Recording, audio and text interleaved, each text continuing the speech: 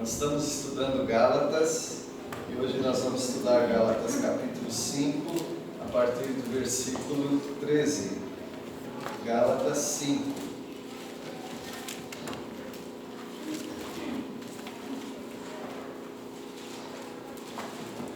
Gálatas 5 nós estamos estudando sobre o declínio, a decadência. Os Gálatas estavam decaindo porque estavam buscando a justificação através de guardar a lei.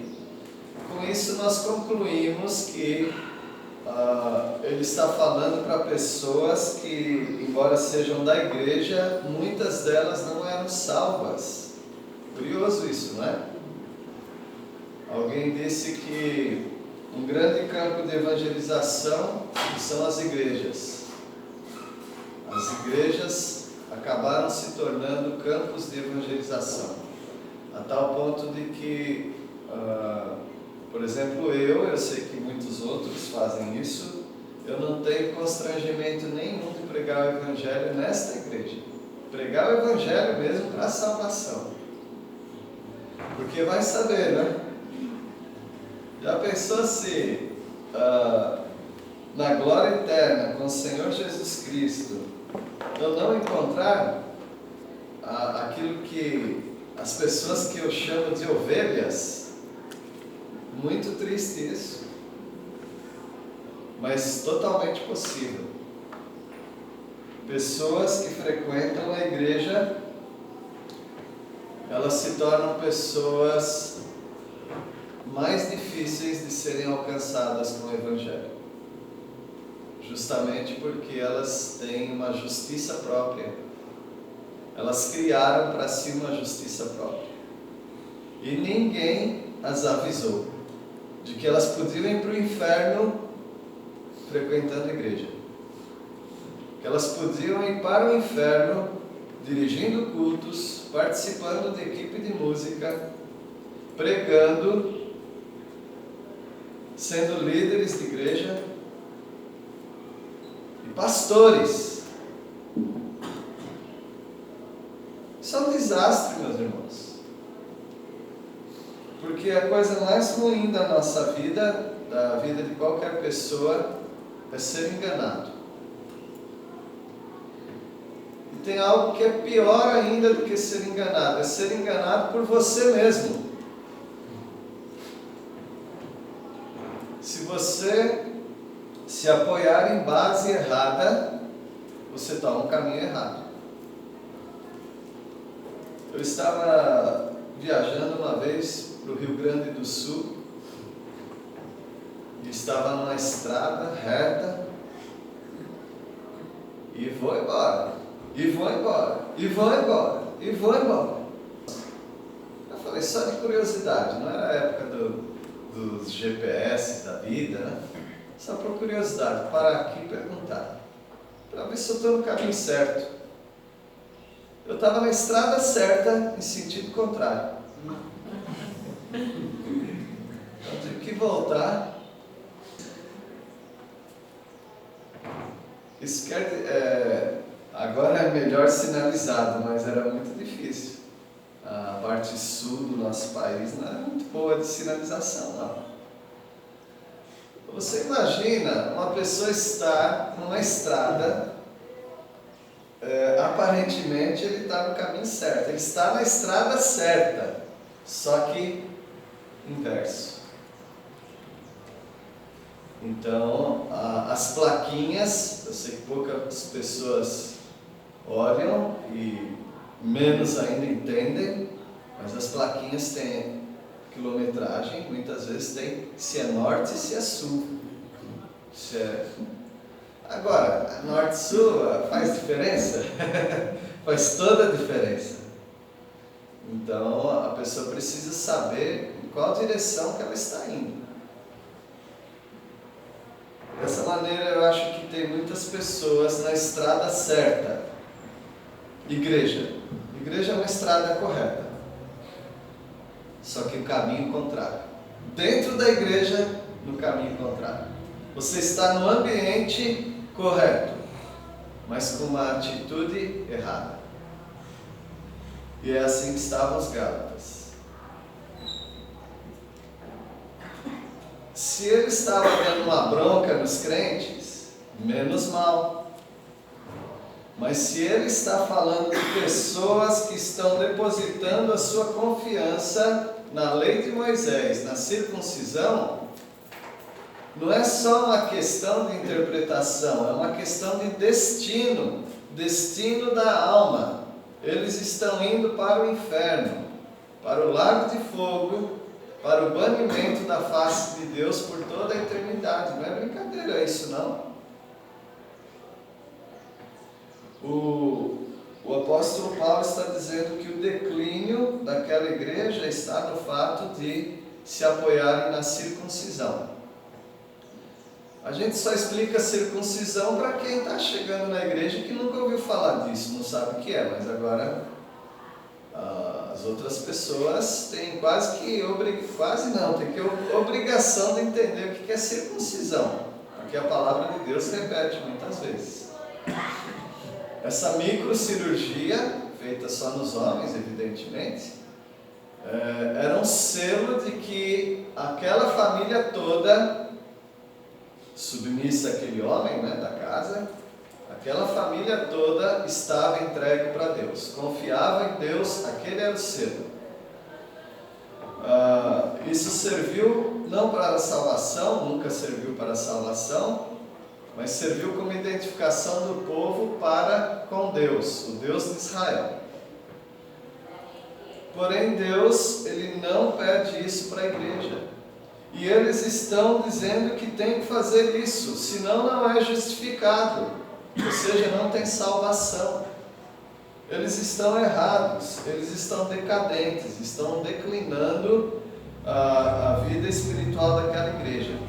E se as pessoas que vão chegando na igreja, os gentios, né, vão chegando na igreja, vai falando para as famílias, olha, se o macho dessa casa não é circuncidado, ele tem que fazer a cirurgia, para que ele seja aceito por Deus. E eles estão desviando as pessoas cada vez mais.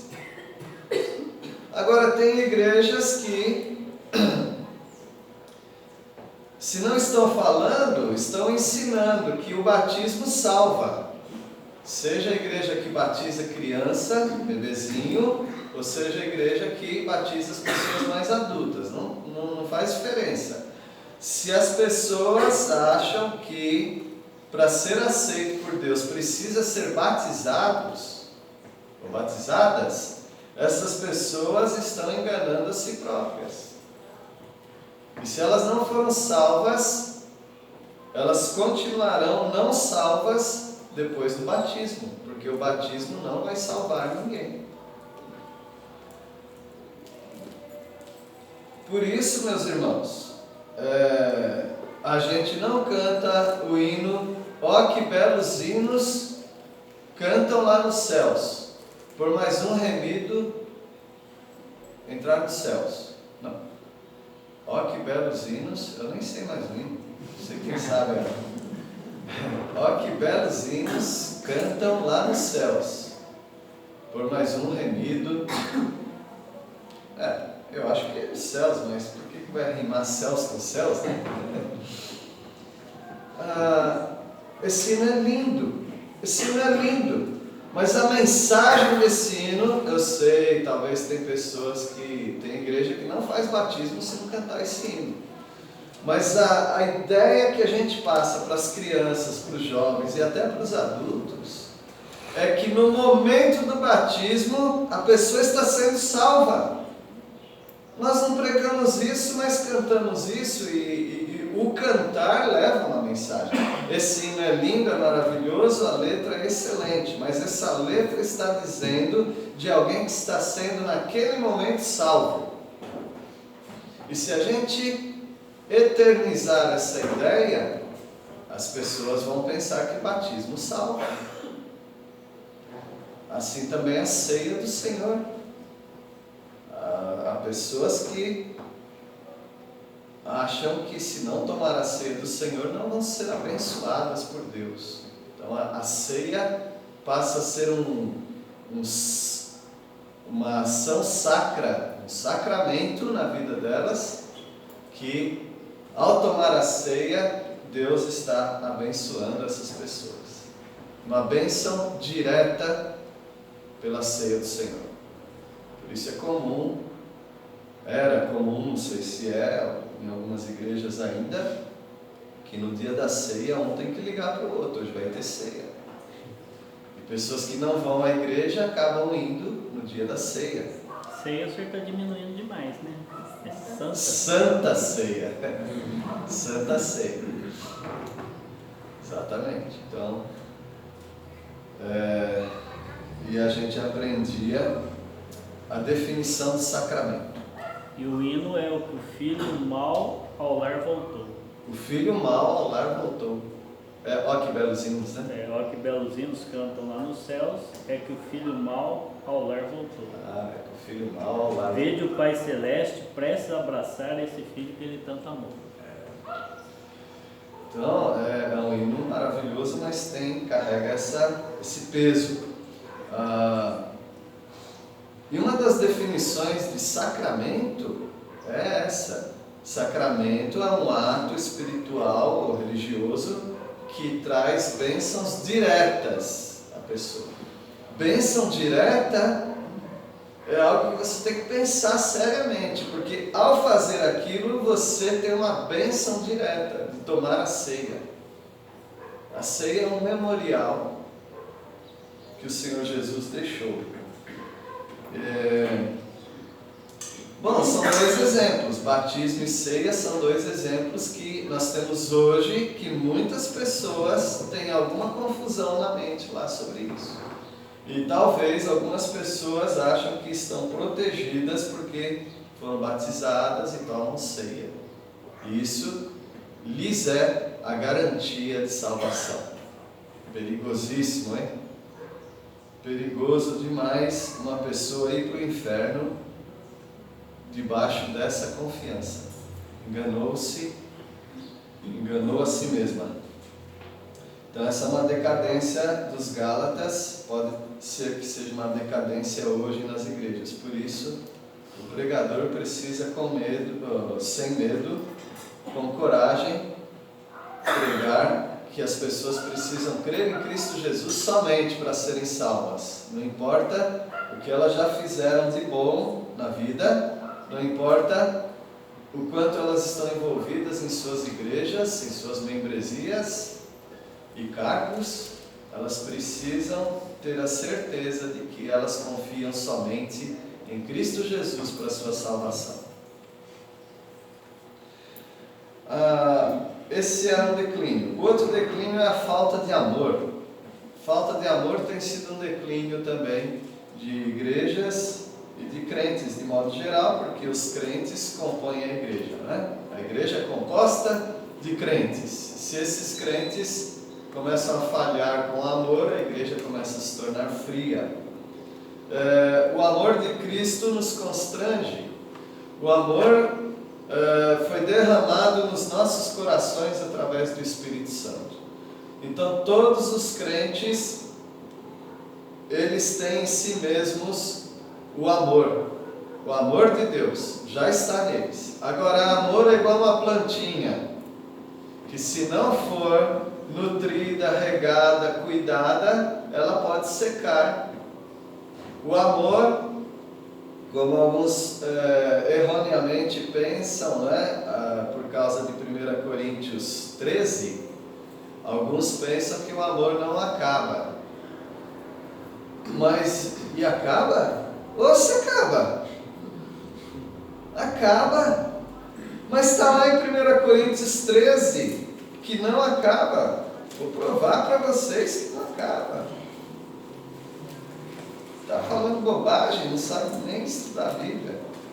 1 Coríntios 13. Onde é que está que o amor jamais acaba? O amor jamais acaba. E você está falando que acaba? Eu estou. Então você está contra a Bíblia? Eu não estou. Então, como que é isso aí? Bom, primeiro eu quero provar que o amor acaba. Jesus falou que o amor de muitos se esfriará. Bom, aí não fala que acabou, se esfriou. Mas se esfria, se esfria, se esfria, chega uma hora que acaba, né? Então, Jesus já alertou quanto a isso. João também falou uma coisa que prova que o amor acaba. Vamos ver se a gente encontra essa referência. 1 João.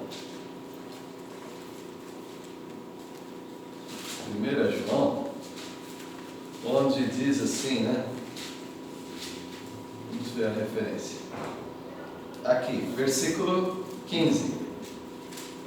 Alguém pode ler? 1 João 2,15. Não amem o mundo, nem o que nele há. Se alguém ama o mundo, o amor do Pai não está nele. Não amem o mundo. Quem aqui amava o mundo? Levanta a mão. Eu já estou levantando a minha. Quem amava o mundo? Amava. E o que aconteceu com esse amor? Acabou. Amor acaba ou não acaba? Acaba. Os casados aqui, deixa de falar para sua querida, eu te amo. Deixa de cuidar da sua querida. Deixa de nutrir isso aí. E um dia esse amor aí pode acabar. Aí algumas pessoas falam assim, mas se você se divorciou e está falando que o amor acabou, é porque você nunca amou essa pessoa. Não, você amou sim, só que acabou. Acabou. Então o amor acaba. Mas por que a Bíblia diz que o amor jamais acaba? Simples. Nunca. 1 Coríntios 13 estava falando do seu amor. Nunca estava falando do amor de nenhum ser humano. Aquele amor é de quem? O amor é de Deus. Agora chegamos ao ponto. O amor de Deus jamais acaba. O amor de Deus não acaba. O amor de Deus faz tudo aquilo que você lê na lista dos versículos 4 a 8, em 1 Coríntios 13. O amor de Deus é tudo aquilo. O nosso amor não é nada daquilo. Se nós temos um amor muito parecido com o de Deus, é porque é o amor de Deus nos nossos corações. Só isso. Então, quando nós temos esse entendimento de que tudo vem de Deus, aí nós compreendemos melhor o que é a graça do Senhor. Nós não temos em nós mesmos amor. O nosso amor vem de Deus. Então, se o nosso amor, que é de Deus, que começou bem e começou a se esfriar, isso quer dizer que nós não estamos mais andando em submissão a Deus. Porque é Ele que vai nutrir o seu amor. É por isso que pessoas começam na obra de Deus com amor ardente, pegando fogo, e depois vai se tornando pessoas tecnocratas, burocratas, que quer dizer pessoas que começam a dar mais atenção à administração do ministério, ao mecanismo do ministério, mas não ao amor às almas, ao amor às pessoas, porque o amor de Deus já vai se acabando naquela pessoa no ministério, mas como ele tem que funcionar ainda no ministério, ele vai fazendo as coisas que são necessárias para uma administração do ministério. Ele prega, ele visita, ele fala com as pessoas, mas é tudo uma coisa mecânica. Não é mais aquele amor intenso, ardente, porque esse aí ele é muito sensível. O amor de Deus nos nossos corações é de extrema sensibilidade. E poucas coisas podem sufocar o amor de Deus. E o versículo 13 até o 15, Gálatas 5, 13 a 15, nos mostra essa decadência de amor. Primeiro que eles não servem mais uns aos outros. E pior do que não servir uns aos outros, eles começaram a morder uns aos outros. Porque nós temos a capacidade de morder uns aos outros.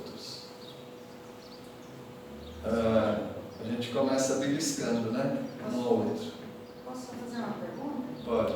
Nesse versículo 13, eu pensava que seria assim: o amor de Deus, claro, o versículo 13 ele por mim, né? Que você acaba. Mas esse amor pode estar em mim, eu pegar esse amor e passar para o outro. Por exemplo, eu não consigo amar outra pessoa se eu não sentir o amor de Deus. Sim. Né? Então eu não dou aquilo que eu não tenho. Uhum. Então, se eu sentir o amor disso, aquilo, é porque eu senti o amor de Deus. Exato. Porque se a gente não sentir o amor de Deus, como ele? Não é isso? Isso. E eu queria dizer para... Nós somos maus, mas pelo amor de Deus, a gente transfere isso para o outro. Exato. Eu estou errado? Tá certo, tá certo. E vou dizer mais para a irmã, um pouquinho mais. Todas as pessoas do mundo têm o amor de Deus nelas, inclusive os incrédulos. Tá bom? Seria impossível alguém amar se não fosse através de Deus. É, como o senhor falou do marido, tem dia que você olha e fala: Senhor, só a graça. Mas não é? A gente todos. Eu não sei. O casamento se vai, mas com o amor de Cristo.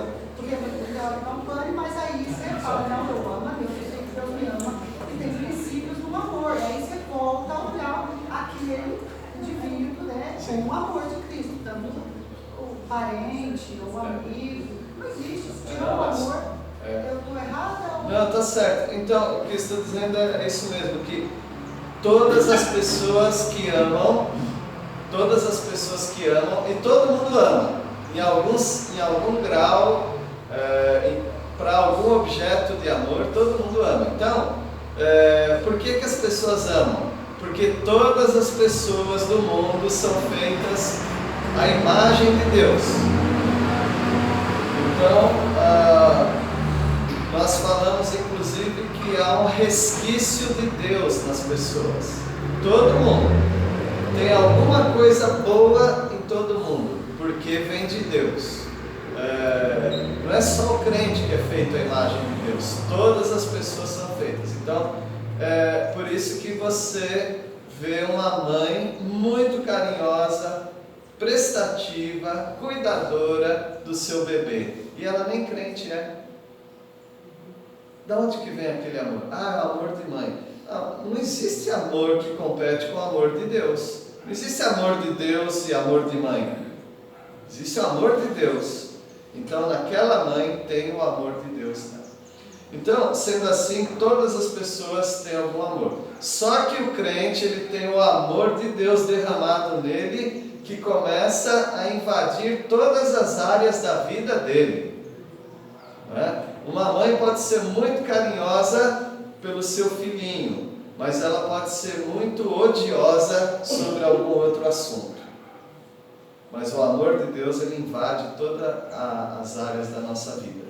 Então é desse amor do crente, que é derramado no coração do crente, que nós estamos falando. Então, na igreja dos Gálatas, esse amor foi se esfriando e até acabou. O abraço virou mordida. Versículo 13. Alguém pode ler? Gálatas 5:13. Irmãos, vocês foram chamados à liberdade, mas não usem a liberdade para dar ocasião à vontade da carne. Ao contrário, sirvam uns aos outros mediante o amor. O teste para você saber se você ama não é se sai lágrima do seu olho. Não é se dá um arrepio, alguma coisinha na barriga. Essas emoções baratas e passageiras. A maneira de saber se alguém ama é se ele serve a outra pessoa. É isso. Se ele serve a outra pessoa. Tudo aquilo que você faz em benefício de outra pessoa mostra amor. Pode ser que você faça por interesse, aí já não é amor. Então, para nós que estamos vendo de fora, porque Deus vê de dentro, né? Deus vê o coração. Nós que estamos vendo de fora, nós vemos atos que nós chamamos de atos de amor. Uma pessoa ajudando outra, eu que estou de fora, eu chamo isso de amor. Mas pode ser que ela está ajudando o outro com um benefício egoísta. Aí já não é ato de amor. Aí é manipulação. Mas eu não sei. Às vezes eu estou achando que um manipulador é uma pessoa amorosa. Eu não estou errado. É simplesmente que eu estou vendo de fora do coração dele. Deus, ele consegue ver dentro do coração da pessoa.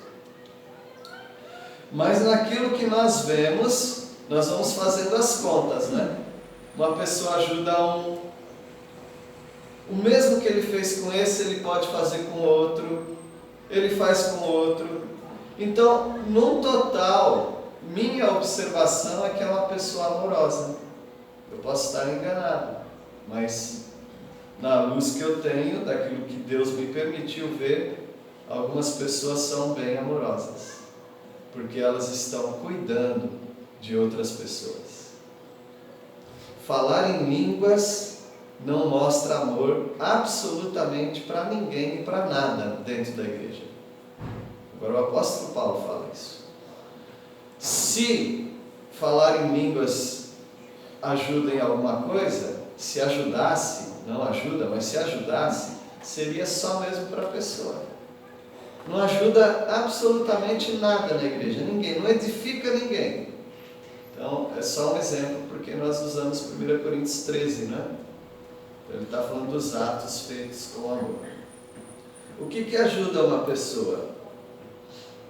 Não sei, desde uma carona que a gente dá para alguém, desde uma blusa que a gente oferece para alguém, numa época de frio ou não, desde uma refeição que damos para alguém, desde um conselho que nós damos para alguém que tem alguma dificuldade em alguma área da vida, que precisa de uma assessoria, de uma assistência, desde a mulher que fala, a mulher mais velha que fala para a mais jovem como fazer um arroz. Tudo que beneficiar alguém é amor. Então, o que estava acontecendo com os Gálatas é que eles estavam agora se sentindo na liberdade e eles estavam usando essa liberdade para dar ocasião à carne. Por exemplo, eu posso ter tanta liberdade com você a ponto de eu começar a te desrespeitar, concorda? Mas a liberdade que eu tenho sempre é para ajudar mais as pessoas. E eles estavam dando ocasião à carne. Não estavam servindo uns aos outros pelo amor. Porque ao servir as pessoas nós precisamos ter motivações. Por que pessoas servem outras? Talvez pelo salário, uma motivação, que não está errado. Por exemplo, um motorista de ônibus, ele leva os passageiros, ele cuida dos passageiros para que eles não se machuquem ao fechar a porta, abrir a porta e tal. E ele faz tudo isso cuidando de alguém, isso é muito bom. Mas às vezes a intenção dele é manter o emprego dele, o salário dele. Não está errado. Está servindo as pessoas pelo salário. Algumas pessoas servem aos outros por manipulação, porque eu quero obter vantagem através dessa pessoa. Então é aquela pessoa que chega num balcão de atendimento e começa a ser simpático com o atendente. Bom dia, tudo bem? Tá. Mas talvez ele quer ser bem tratado por ele. Pode ser isso. Também não está totalmente errado, porque você faz o bem para as pessoas, faz um agrado para as pessoas ficam mais sensíveis para te ajudar em algumas coisas, não é assim? Agora, o apóstolo Paulo ele diz para servir uns aos outros, não por salário, não por benefício próprio, mas pelo amor. Porque Deus quer ajudar as outras pessoas, Ele quer ajudar através da sua vida. Então é impossível você ir atrás das motivações das pessoas, tá bem? Então não fica olhando para as pessoas, ele só ajudou por isso, por aquilo. Não. Ele ajudou alguém, é um ato de amor. Se ele está manipulando, se ele está fazendo alguma coisa, aí você teria que pular para dentro do coração dele. Você não vai conseguir fazer isso nunca. Então eles não estavam servindo uns aos outros pelo amor. E pode ser que um estava servindo o outro por algum benefício. Mas aqui está dizendo pelo amor. Então tudo que você faz deve ser feito por amor. Se você está na escala de limpeza e você começa a ficar bravo com uma coisa ou outra na hora de fazer a limpeza, por exemplo, você está servindo alguém, porque alguém vai ser beneficiado com aquela limpeza, mas não pelo amor. Então, servir aos outros sempre vai ter resultado bom para quem está recebendo o benefício. Mas para quem está executando, pode ser que ele trabalhou e não vai receber prêmio, galardão de Deus por aquilo, por causa da atitude de coração que não foi pelo amor. Então, todos os vossos atos sejam feitos com amor. Se não for feito com amor, mas ajudar alguém, vai valer para quem recebe. Mas para quem executa, não serve. Então esse é um assunto, meus irmãos, que é um assunto espiritual. Deus quer ver dentro do seu coração. Ele vê, né? Ele quer que você veja. Versículo 14, alguém pode ler? Toda lei se cumpre em um só preceito, a saber, amarás o teu próximo como a ti mesmo. Opa, aí já resolve muitas coisas. Amarás o teu próximo como a ti mesmo. O falso ensino, não vamos dizer falso, vamos dizer o ensino equivocado, o ensino enganado, de que para você amar as pessoas você precisa amar a você mesmo, é um engano. Porque todo mundo ama a si mesmo. É porque nós amamos a nós mesmos que ele está dizendo isso. Amarás o teu próximo como a si mesmo. Porque a palavra de Deus diz em Efésios 5, versículo 29, que todo mundo ama a si mesmo.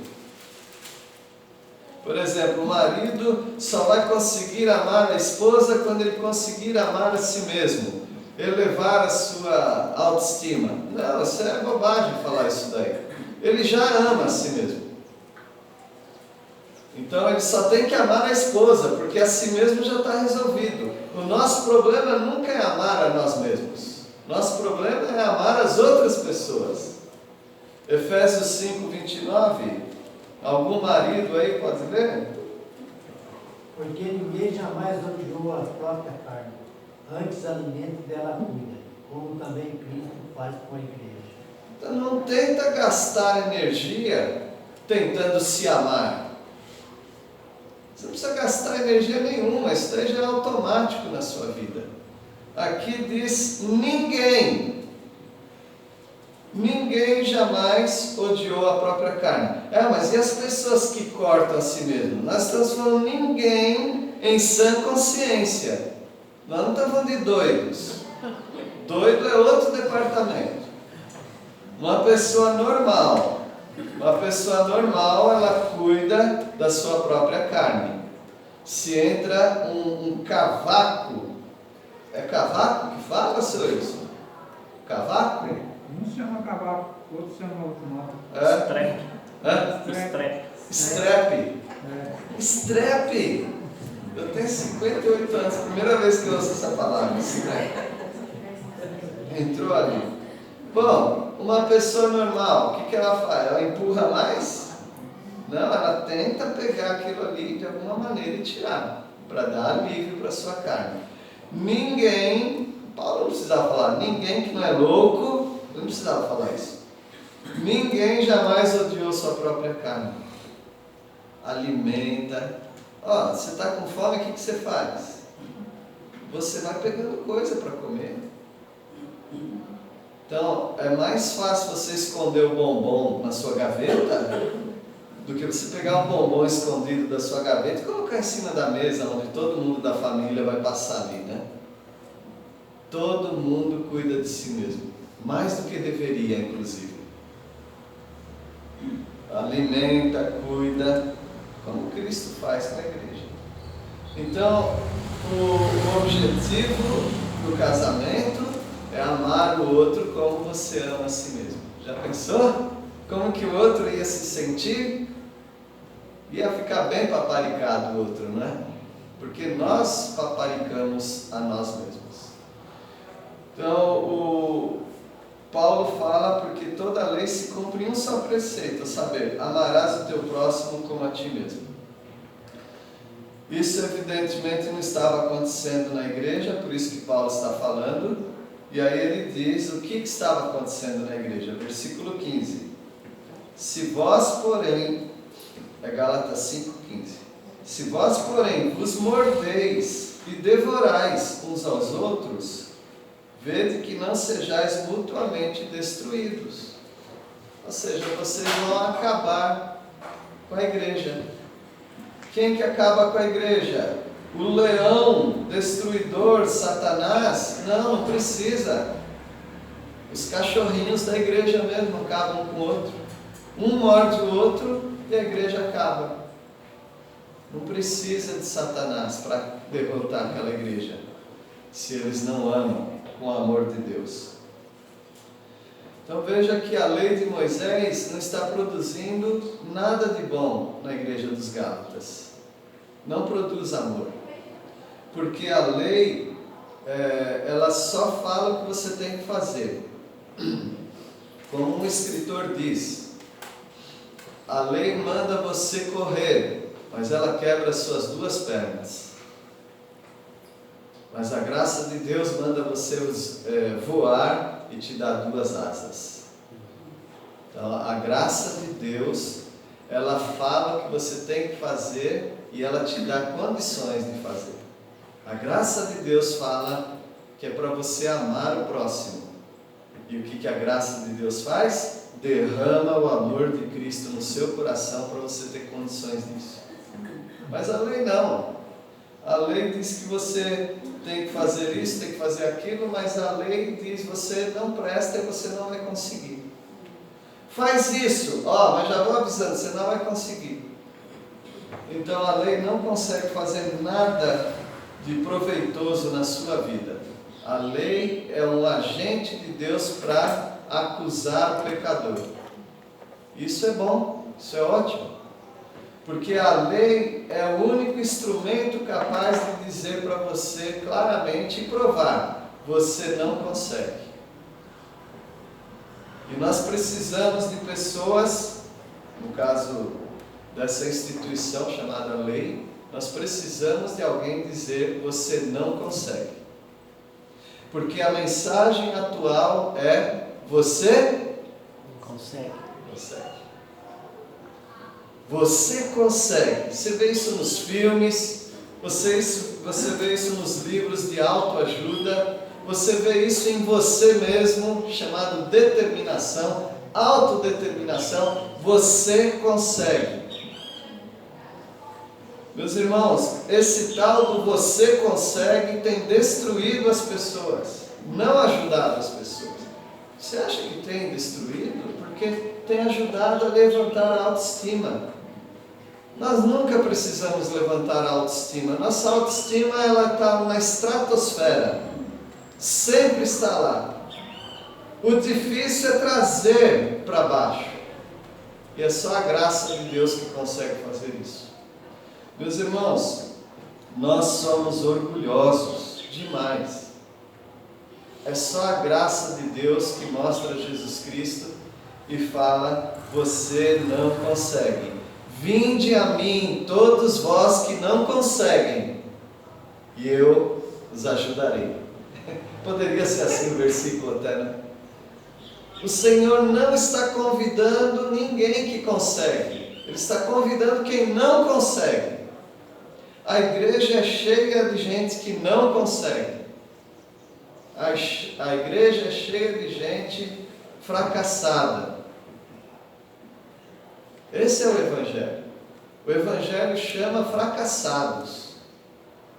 O Evangelho chama aquele que não consegue. Os Gálatas não entenderam isso. E a gente teme que a gente não entenda isso também. Porque a gente começa bem, mas depois a gente começa a se orgulhar, né?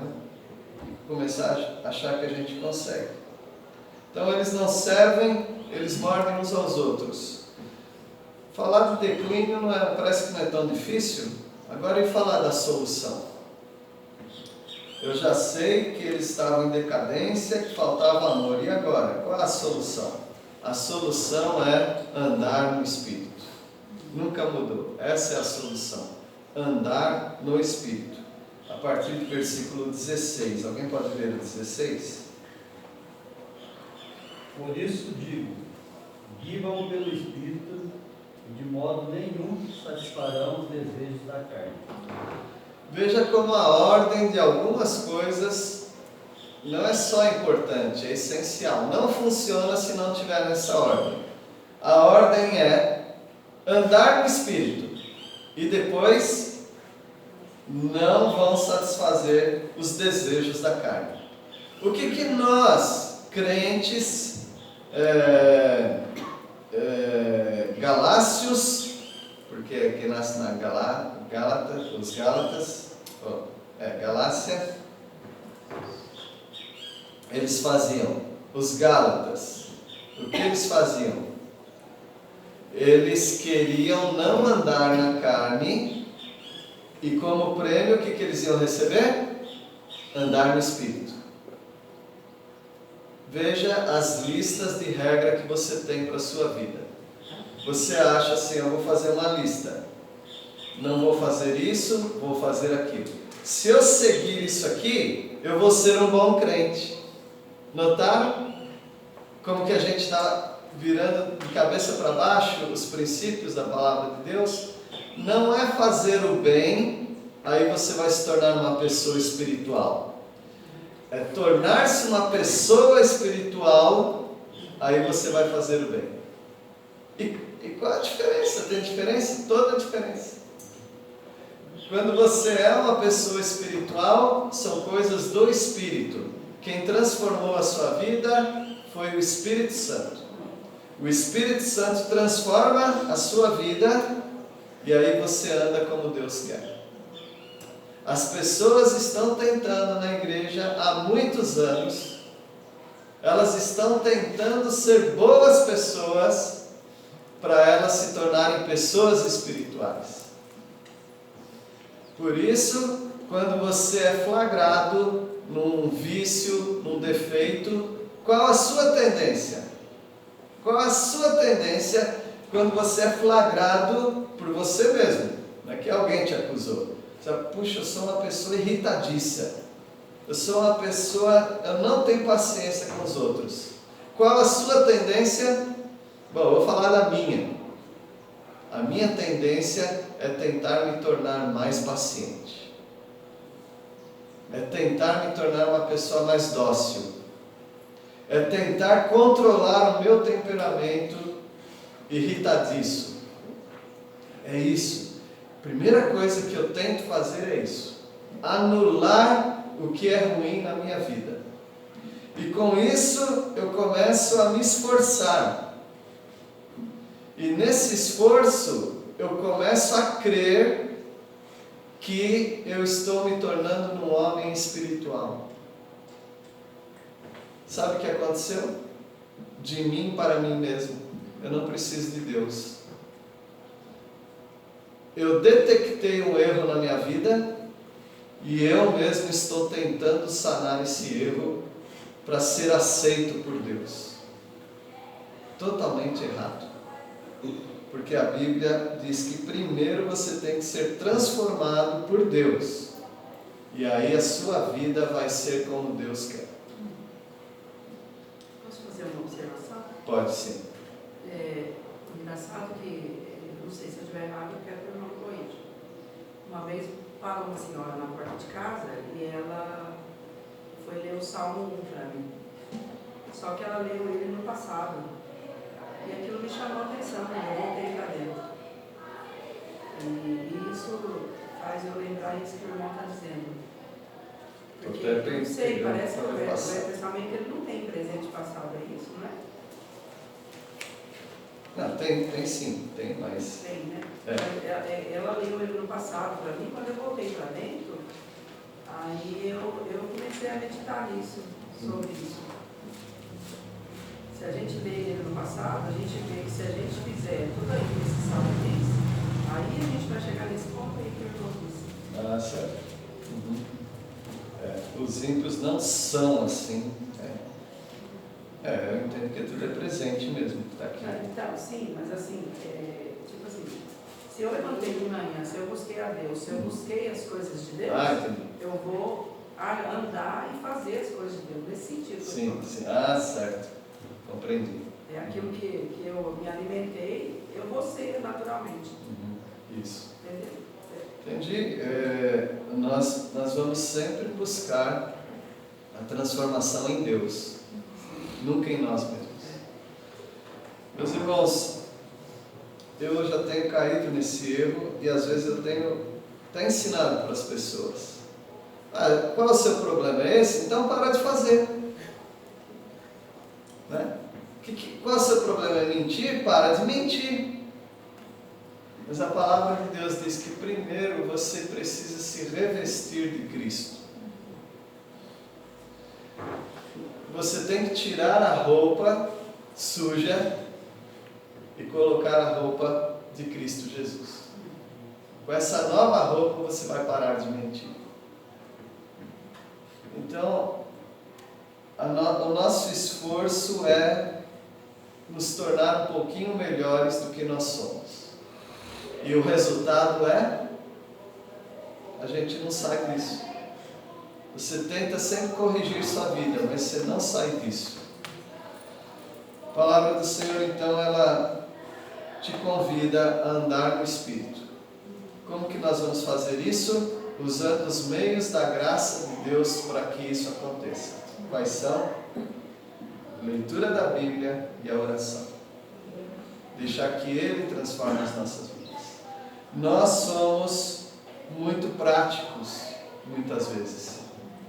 Eu dei um exemplo aqui e volto com esse exemplo. A gente ouve falar de um missionário que está passando uma necessidade. Aconteceu uma coisa com ele. O que a gente vai fazer? Ajudar. Vou fazer o que for, porque isso é amor. Eu vou tirar o dinheiro da minha conta bancária, vou fazer alguma coisa e vou ajudar aquela pessoa, porque ela está precisando agora. Deus mandou você fazer isso? Eu nem perguntei para Deus. E eu dou aqui um exemplo para vocês de como todo mundo cai nessa, até as pessoas muito consagradas a Deus. Num deslize a gente cai nisso. Davi, carregando um peso na consciência, com uma motivação, talvez errada, ele levantou um dia e falou: olha o palácio onde eu moro, que coisa mais linda onde eu moro, coisa chique, é de luxo, é de primeira linha. Aí ele abre a janela assim, para ver o dia, aí ele olha a casa do Senhor. Aí ele olha a casa do Senhor, tem a arca e uma barraquinha em cima da arca. E aí você, olha a minha casa, linda. Olha a casa do Senhor, não está pegando bem, né? Um rei morando no palácio que adora o Deus de Israel, que o Deus de Israel está numa barraquinha, porque Deus é a arca, não é a presença de Deus? Deus mora numa barraquinha e o rei mora num palácio. movido com esse sentimento de culpa, o que ele fala? O que ele pensa? Pode falar. Vou construir um templo para Deus. Aí ele fala para o homem de Deus. Quem era o homem de Deus? Natã. Natã era o homem de Deus. Ele fala para Natã. Natã também não ora. Natã fala: vai, faz tudo que está no seu coração, que Deus é contigo. Aí, à noite, Deus chega para Natã e fala: não é bem assim não, não é assim não.